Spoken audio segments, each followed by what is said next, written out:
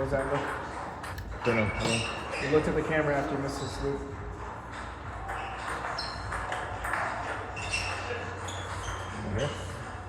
Oh, that was the defensive, like, I felt like that ball should have gone in. With the other pips, that ball would have gone in.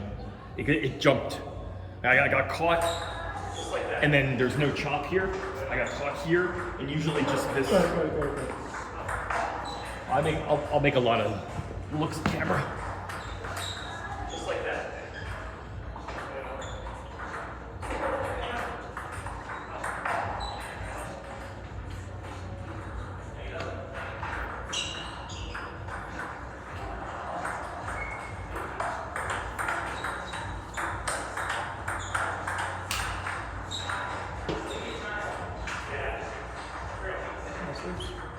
I felt pretty good.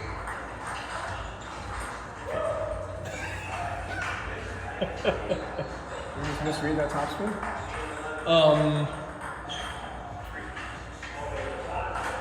Just three explosives.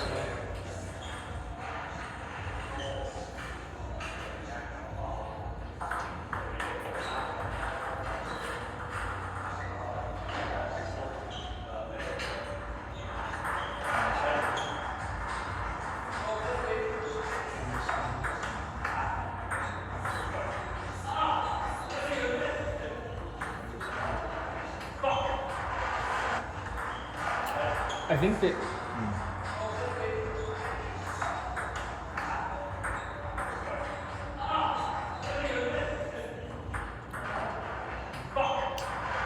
I don't know what I was trying to do there, but I try to flip so many things because I don't feel anyone has like a strong, like I feel like the ball's always high enough. So I do a lot of, and then my Euro match I was doing, no matter what spin it was, I feel like I can flip it. Let me just watch.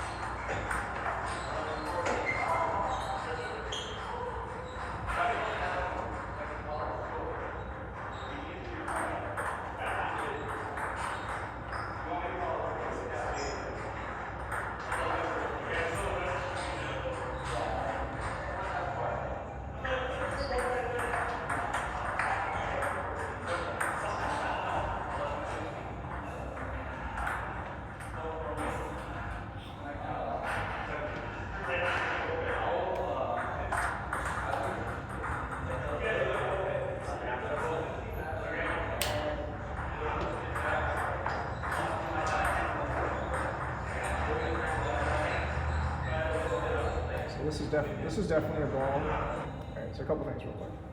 One, your flinch speed. It's like your reaction speed, like in terms of how soon after the ball leaves someone's paddle that you make your first flinch is really late, just in general, just like as a general thing. Sometimes sometimes you're anticipating and you're right, but by and large, it's pretty late. And that's not surprising in the sense that like all the problems that you're telling me, I'm like, yeah, well, without looking at your match, I'm like, probably if you read it early enough, you'll probably be okay.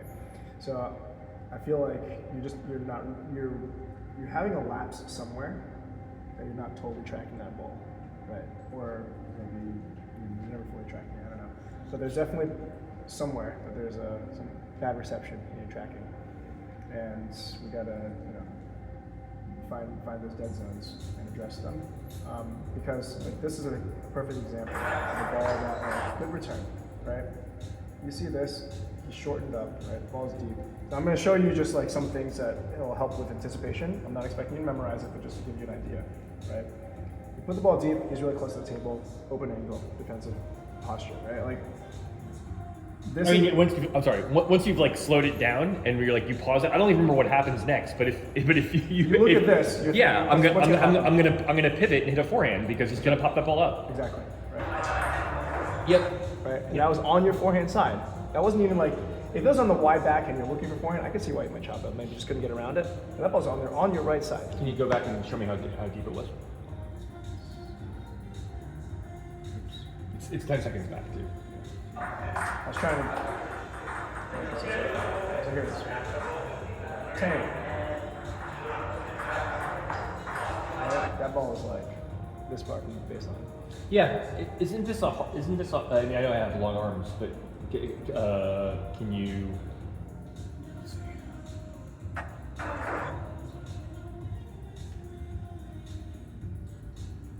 Yeah, and that ball. That ball scares me. As far like so that ball is dropped. That ball is up here. That ball is like dropping here. That ball scares me on forehand for sure.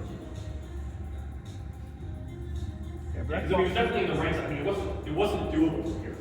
No, correct. No, it was on the right side. It was here. Yeah, if you just shifted your feet, you would have gotten that. Yep. Right. I mean, not that I made that decision on the fly. I'm just looking at it. Yeah, so. no, I know. My point is just like stuff like this. We want to. I should have been hunting a forehand as soon as that ball came. Or just like find a way to be aggressive, right? Like it doesn't have to. You don't have to necessarily think forehand. Be like, oh, I jammed the guy up. Like, ooh, here's a chance.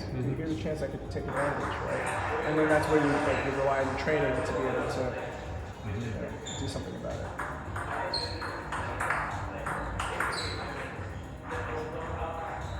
All your reactions are late. They're late. And this is why I keep talking about playing at game speed, because if you're too much in your head, then you're going to be slow. Then you're going to be late. That's one reason that you could be late. Another reason is just if you're not totally sharp, if you're still zooming out, zooming in your mind, you're like, ooh, am I bird's eye view, or am I But how can you tell whether that's just not age? So, well, for starters, I train with you, so I know what your speed can be like. Okay. Against random. Yeah, I fed you enough balls where I know that you can react to things at a higher speed. But also just generally speaking, right? People far older, can react. Are faster than me. Yeah. Not faster, they just react. That's all. Flinch is happening sooner. Okay. Now, how quickly they can actually move to do things is different, right? But the tracking of their eyes and how that translates to just the first flinch. Again, the first flinch is what I'm talking about. And I'm not even talking about professionals that slow down, right? My mom obviously has a very high speed, right? And she's always going to be there. But even just someone regular person at that speed. These balls are basically getting to the net before you have your first move.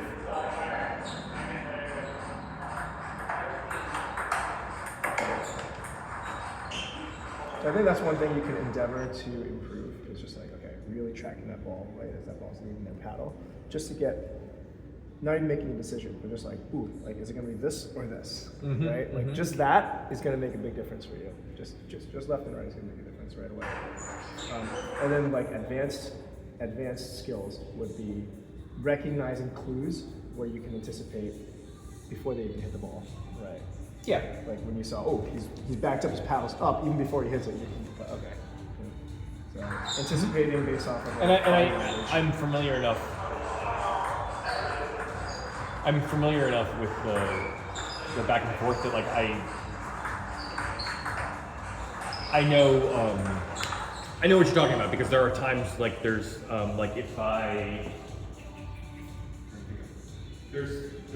there's particular shots that I do a lot.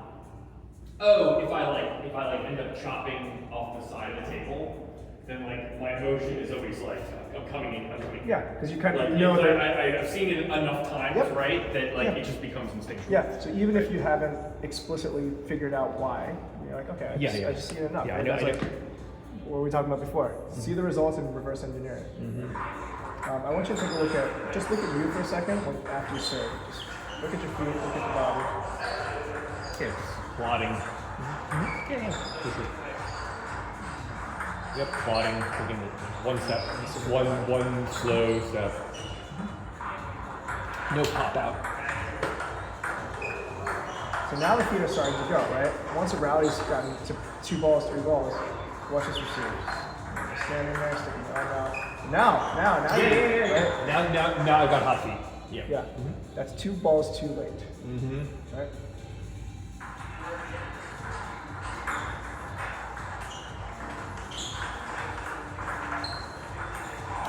When you're playing with an opponent, right? When you're playing this game,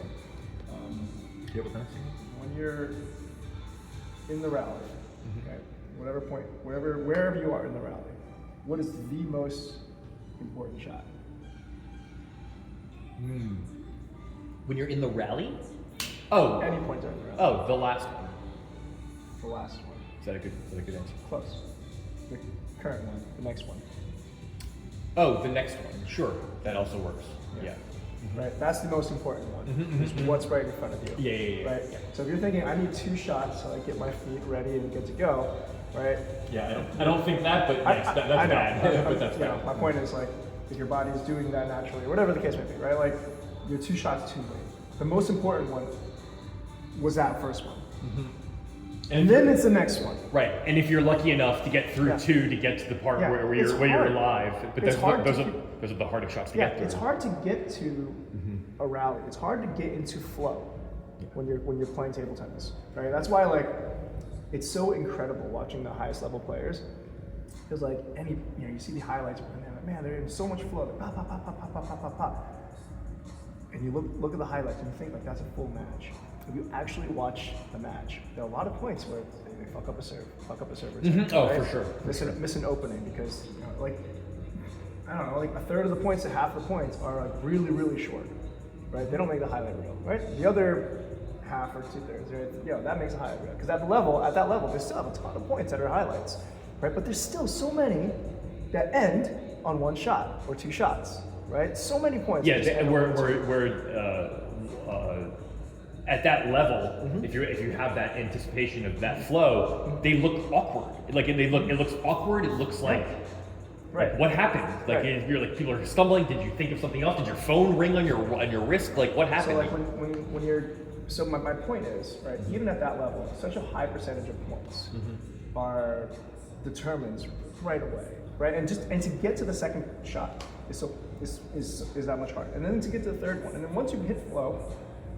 Yeah, you guys are both off the table, right? You don't see like a 5-shot rally. At that point, you're gonna go from like 3 or 4 to like 10 or 12 or 15, right? Because like now you're both settled, and now we're playing like a tennis match, right? Kind of thing. But there's so much happening on these at the beginning, and that's why in each moment, especially from the beginning, right, from the very first shot, in each moment, like that is the most important point, maybe the most important shot, because that's probably the last shot of the point, right? Right? Yeah. Yes.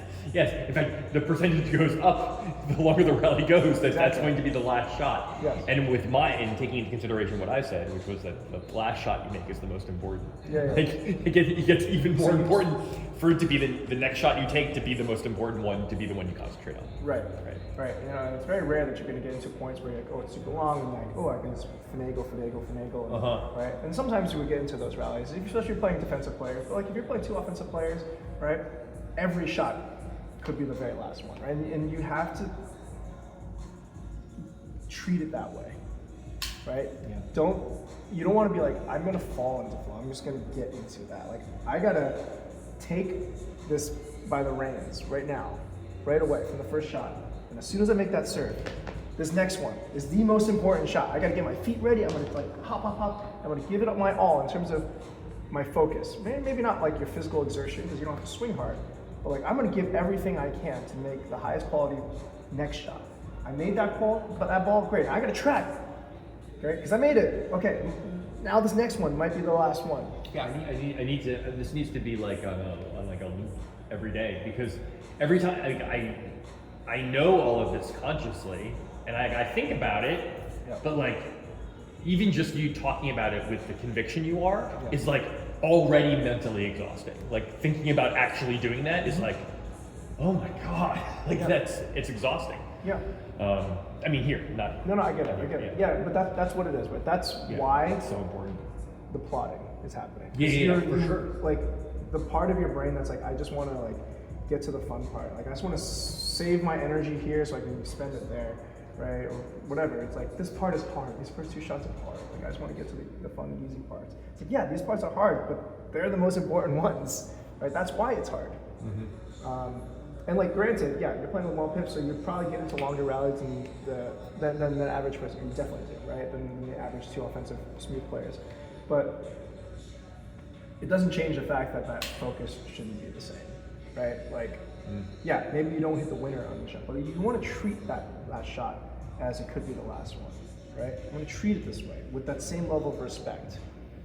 Like, this ball is important. You are important. I'm going to give you my full attention and energy. Right? Okay, this next one. Okay, cool.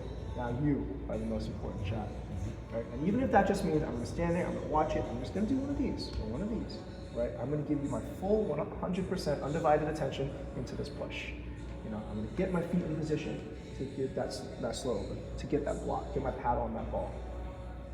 And that's right now as we're watching this, like that's the biggest thing. It's not like a skill thing per se, right? It's a mindset thing. Like if you're not in the right mindset, you know, forget the rest of it. It's really like, how can you adjust things if you're not in the right mindset to actually adjust the dials, right? Like you got to be in the right headspace and ready and prepared, and then maybe you can execute something that's your idea, right? Maybe, because the other guy still has something to say, right? But if you're not, I mean, you're only gonna be able to beat people consistently if they're just like, you know, leagues below you. But, you know, I mean, so much of this just seems like it's like, you know, you say it's the second coin that I think about paying attention. Like, pay attention, pay attention, pay attention. Master, what do you mean pay attention? Attention means attention. It's like, no, pay attention. Well, I did, Adam. Like, no, you really have to pay attention. No, I did. I was like, no, you really have to pay attention. Like, it's very simple, but it's like you actually have to do it, right? Because I know what that switch feels like to turn on. I do, and then it's so when I watch, I think I'm doing it, then I'm not. Yeah. You know. Yeah. And being able to be in the moment and stay in the moment. Yeah. Right. Like you don't have to do it for very long, but you do have to. It has to be turned on. I think this is also very relevant. Where someone was talking about the coaches doubles tournament. Yeah. And he was talking about it, and he was playing with someone. Ernesto? No, not him. He was like watching someone play. Okay. Got it. And he was talking about Ernesto, and they were like, it was all like, hey, and then it was like, as soon as the point starts. and it was like, whoa, like. Yeah. Like the heat coming off of his body, right? Because he can turn it on and off, right? And I was like, oh, that tracks with like this kind of the switch you can turn on and off, right? Yeah. And when you're doing it in that way, in that casual way, when you turn it back all the way on, like you're probably not at a full 100%, but like you're pretty close. And you know, if he was playing a real tournament, he wouldn't be going, oh, hey. He would make sure that whatever level he came down to, he could definitely get back to 100, right? Not to 95, right, or 90, whatever. Yep. You know. But yeah, you can. If you're bringing it down to 10, you can bring it up to 90, right? But it's going to be hard to stay at 100, right? It's 100 and then the smallest details. And I know that there was a guy that my brother fenced at the well, he went to the Junior Olympics. He was very, very good. He was at Penn State. He fenced A strip, and his best friend who fenced A strip for Sabre, he and this was back when you could smoke. He would, during matches, like when there would be, he would like complain to the umpire about something, and then there would be like his coach would come in, he's a Russian coach. You could start arguing with the umpire or whatever they're called, the judge. Yeah, sure. And then he would take like a chair and like sit on the strip and like light up a cigarette and just be like super like chill. But then he was able to like turn it back on and like win the tournament, you know, like that kind of thing. So he had that ability to come all the way down and all the way back up. Yeah, but also that might have helped him get to the focus. Exactly. That's like a different thing. Yeah. Talked about that before.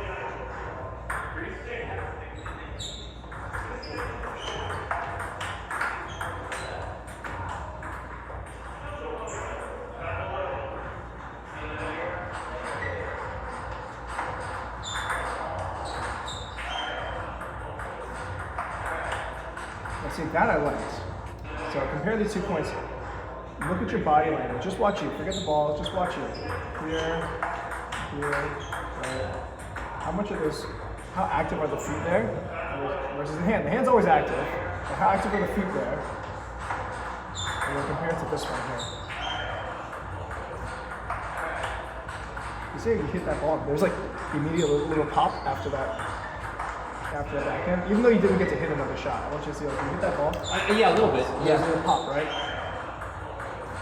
Boom, right? Little shuffle, little shuffle before the shot, little pop after the shot, right? So like that's what I'm saying. Sometimes you're just like you're in it, but like being able to have that last for an entire point And point to point. right? That's the real challenge. But that was great. You know, yeah, if you missed the point, I would love to have seen you. You know, but I have full confidence in that situation. If that ball went to your forehand, you'd be able to take a loop, right? Whereas the other one, not so much. So this one, right? You see the difference there, right? Just body language. You're just looking at you. You're not even looking at the ball. Forget the strategy. Now this one, hop, right? Right? So you stopped after the forehand. So this one. You stopped after the forehand, and that's what cost you. You saw getting to the forehand, that's great, right? Boom, hop, quick, ready? Boom, got the forehand, and then you stopped. You stopped. You thought it was over. You thought he was going to give you a bad ball, right? And then I froze. Right? But you can see, before that, everything was, you did everything right. You were ready to serve. You hopped in, boom, made the backhand. You anticipated, got to the forehand, made the forehand. And then as soon as the ball started sailing in the air, everything stopped moving. Yeah. When if I was still hopping, I could have hopped and been on forehand. Absolutely. And been totally and been a better shot. Right. Whatever. So this would be an example of like, yes, you had it, right? Whereas the previous point, you didn't have it at all. 0 shots. Here you had it for 2 shots from the beginning, right? Not like the middle 2, from the first shot and the second shot, and then you lost it, right? So like we want to see from the first shot to the second, right? Until that ball hits the ground, right? You're in that mode, in that mental headspace. And most of the points, again, you're going to hit like fewer than 5 balls, like way fewer than 5 balls is going to be the majority of your points. Probably like 3 or 4. But you still got to be ready for them, right? Because as soon as you made that loop, what's the most important shot? That next one. All right, so this is again perfect example. So this is just like not a good example for table tennis. Just like, right? Or if you won the point, that would be whatever. Right? So that's good. Good active motion, right? And then really late. Where is this flinch? Where did this flinch happen? All right, ball loses paddle. I'm gonna try to catch the moment here. So quick flinch, right? Leaves his paddle. Ball's like on your side of the table. Oh, now I'm gonna move. That is a really typical shot, given you didn't flinch until the ball almost bounced on your side, right? That's really, really late. So, yeah. So at that point, it's a difficult shot. If you had reacted off his paddle, it would not have been as difficult of a shot, right? And now we're doing sloppy again, right? It was late. Right? Yeah. Sloppy and plotting, and then this shot, which would be like a 90% shot, maybe 60% here, right? Yeah, you should have still made it, but like you put yourself in a much more difficult position, right? 60% is 4 times harder than a 90% ball, right? You could miss a 10% or you miss a 40% of the time, right? It's 4 times harder. So you've like increased your difficulty level by 4x by just plotting, right? I'm making up numbers, but you get the idea, right? So you plotted around to get to that ball. He put it in the nice spot. He fed it to you. Oh yeah. So then, because he fed it to you, you could hit a great shot. And thankfully you did, right? Like if you just like stuck your arm out, I'd be pretty upset about that. But I'm glad that you executed given that he gave it to you. But that was just, he gave it to you. You didn't earn that, right? No. Agreed. So really not earning your position here. Maybe there was a tiny little, hop there when the ball got to you. That's like too little, too late kind of thing. He's hitting the right, and he's gonna make mistakes too. So that actually, I liked what happened after the serve. I didn't like that you stepped around. I would have preferred a forehand or whatever. But just like that quick feet, I like that. Yeah, flipped up. Before the shot, and then the shot was just an arm, right? So like your focus was up until the shot itself, and then you kind of swatted at it. But at least it was like some connectivity. Nice, right? And then coming back. Yeah, did you see that? That was I excellent. pushed off the toe. Yeah, you hit the shot and you come back, right? And these, so you're just like, you'll get one good, really solid point out of like 4 or 5, right? Because somewhere either you're recharging or you're, pulled yourself out, you haven't had a chance to like zoom yourself back in. This is not how you want to be playing. This is putting yourself in a tough position. If you hopped around, right, these shots are doable. These are very difficult when you're standing there and you're just sticking your arm out to jab at it, right? Also, by the way, if you're ready, off the serve, right?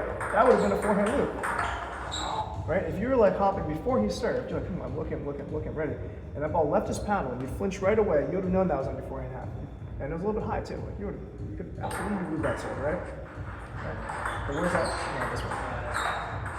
And where's the first flinch? Ready? Let's try to catch this. Right? Nothing yet. Right. Okay, now your toe moved. Right? But you started frozen and you're like, okay, I'm just going to react moving to the ball as opposed to saying I'm going to read where the ball is going and move to a position, right? It's very different. It's like, oh, ball's there, I'm just going to step to the ball because I'm being lazy. Instead of being like, okay, I'm focused, I'm going to get the clue. Oh, that ball went to, like left of the paddle went to the right. So instead of saying I'm going to step to the ball, no, turn to the right. Right? Position yourself instead of just moving. Position. Oh, that 100% right? And so you kind of put yourself in a tough situation. If he doesn't like the shot, maybe you get away with it. Right? Where's that reaction speed, that flinch speed? That ball was like on you, right? Mm-hmm.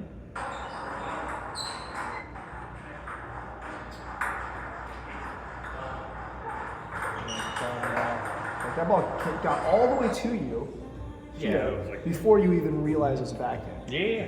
Right? So that's why I'm saying when we're watching these things early on, the focus is going to be very different, right? We're starting at macro level. We can't drill to the details because right now we can't reach those dials, right?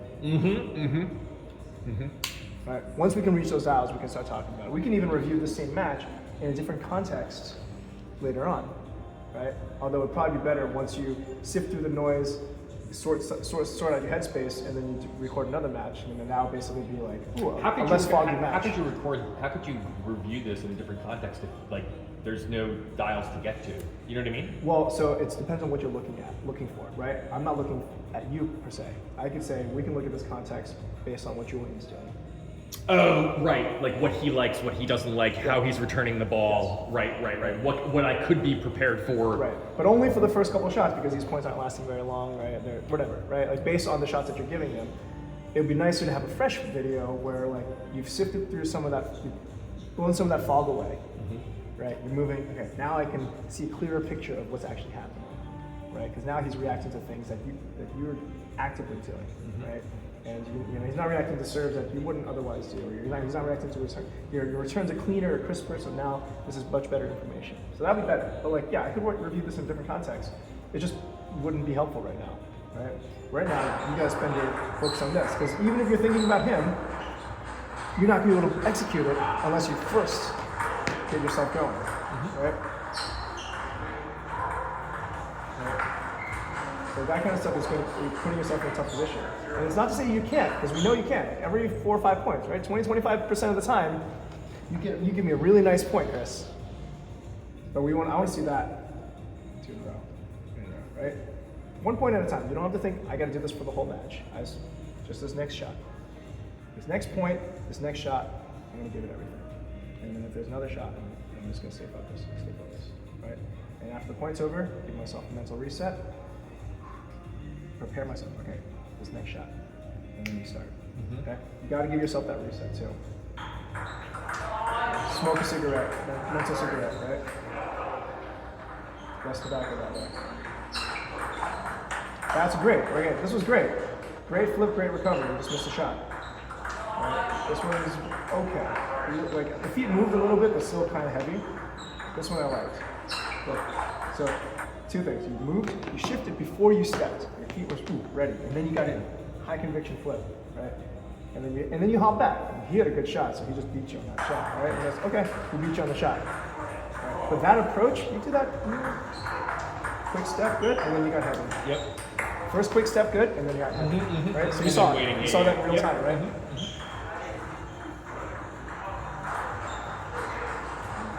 This is you're thinking about your hands and your serve, right? That's better. And then kind of stops. That's better. And that one he fed you, right? No, right, and that's like, like I had there was enough time for me to be plotting and then still execute. Yeah, and that's what I mean by him feeding. Yeah, He yeah. just gave, like, he didn't do anything to stop you from doing it. That says more about him than about you, right? Yes, Like, he yes. gave you the time to do Yeah, it. that's the way it always feels. That never feels like it doesn't feel often like why did I earn anything. Especially with the loops, with the forehand loops. I'm like, oh, that ball just came to me. Yeah, and like when we use that term, like earning your loops, right? I don't want you to imagine like forcing yourself to like move really crazy quick to like get this window that otherwise wasn't there, that you're reaching your physical limitations to do. All I'm talking about right now is that you're just ready. That you are ready to the best of your ability. Right? You're hopping before, you're watching that ball, right?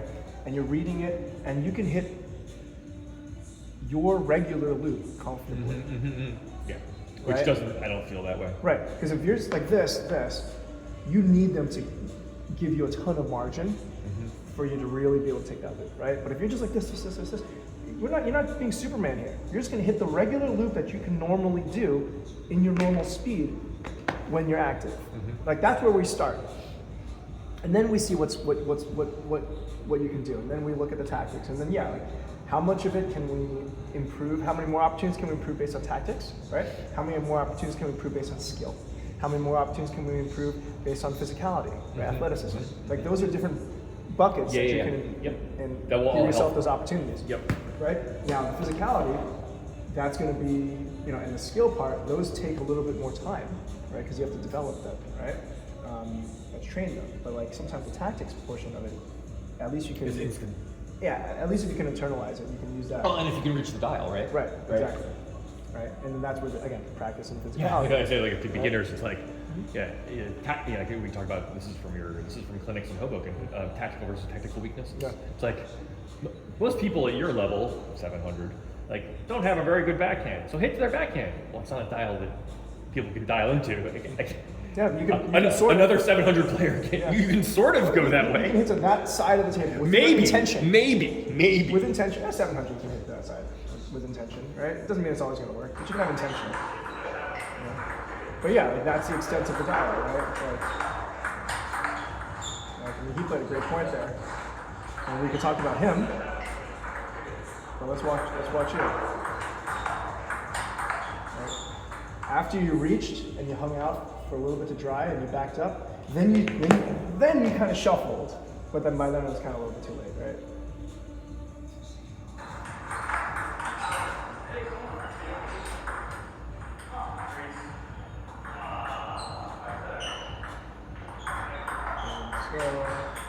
So next one, so when you reach, we're about 20 seconds. Oh, yeah. It goes through forehand, you reach, and now you move, but like it was way too late at that point, right? The ball already popped up for him, and then you're like, ooh, now I'm gonna get in position. It's like, dude, that's gotta happen once you reach, right?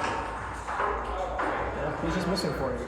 Like, it's like, Yeah. If that ball gets sunk on the table, I'm in trouble.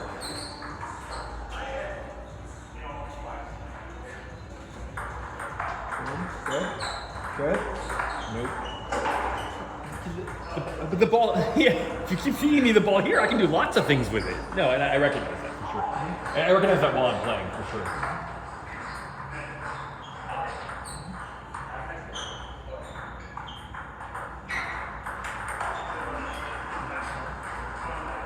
Late, so it's a late reads.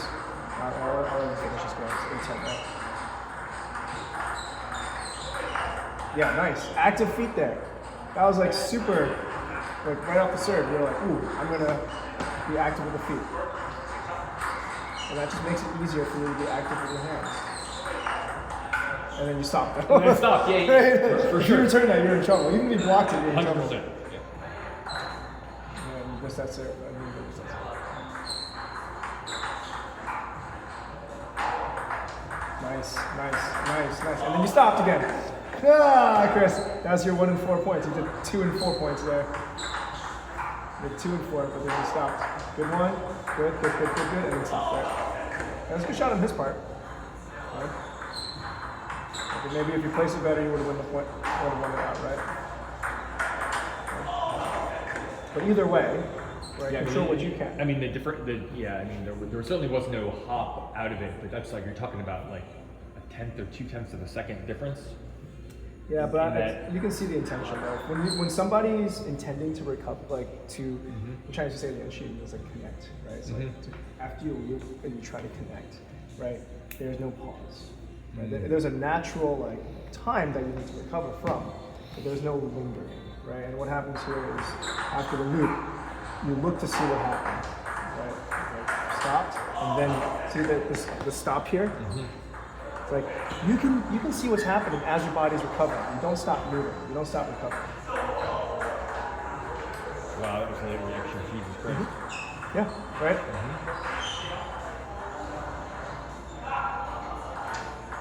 Wadding, stepping, nothing. Yeah, and it's fine that like I don't mind that that like you're gonna take your time, that you keep your composure when you're moving in, right? Like don't get me wrong, right? I want you to keep that composure, but there's a line though where you can keep that composure even if you're moving slowly. It's very deliberate. Yeah, deliberate the intention. Right? As opposed to being like I'm just getting there slowly because I have to. It's like, oh no, I'm just doing it because I'm choosing to. Right? And I'm totally balanced. I can totally spring out of it at any moment. Right? What's up, Lester? This is why you get stuck doing backhands, right? It's exactly out of the serve. This is exactly why you get stuck with your backhand. Look how you recover after the serve. Right? You stand in, it's like, all right, well, this is just easier to do because I don't feel like moving my feet. This is just easier to do, right? Right, feet-wise, you just need to take this step, right? That's a choice. Maybe not active, maybe subconscious, but that's a choice. That's a lever you can access, right? That foot, these foot. Yeah, you're if okay. if I half stepped, if I half stepped the other way, that would be a forehand. Yeah, if you hopped, it would take a hop. Like you can get away with just step and then reach. Right? And then you notice like you stood there, you chopped it, and he's about to swing, and then you're like, oh crap, I gotta get ready. Right? So like this is why you're not getting as many forehands, right? Part of it is you're not actually giving yourself a chance to. You're taking away your own opportunity. Yeah, and you won the point a couple of times, by the way, right? You did this and you won this point. You did this earlier and you won the point. So like I can see the allure of doing it, and that's fine. If that's an active choice, and you're like, oh, I know this shot works. Like I could hit a forehand, but this shot worked. I'm making it. The guy's missing it. That's fine. That's totally fine, right? So long as that's an active decision, right? Even if it's in the moment flow decision, right? There's like something in there, as opposed to being like you're just stuck with that. And you don't ever have an option otherwise, right? And that's a whole other thing.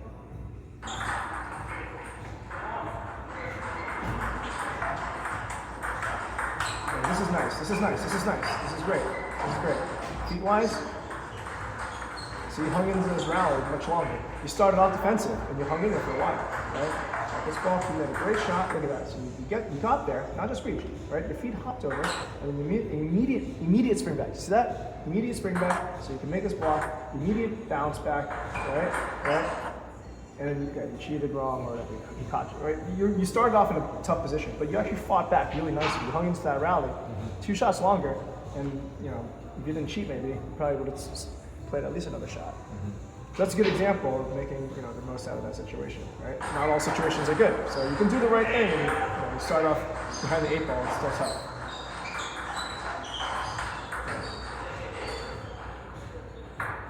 And that's a little bit slower than our flex, just because. And that's very slow.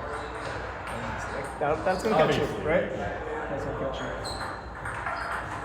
Yep, that's nice. That was active, right? It wasn't fast, but it was active. That's slow. Right? And that's heavy. And that's why that ball could have been a forehand. It chose backhand, fine. But I would go so far as to say you didn't actively choose backhand. You forced yourself into hitting a backhand there just by being heavy, right?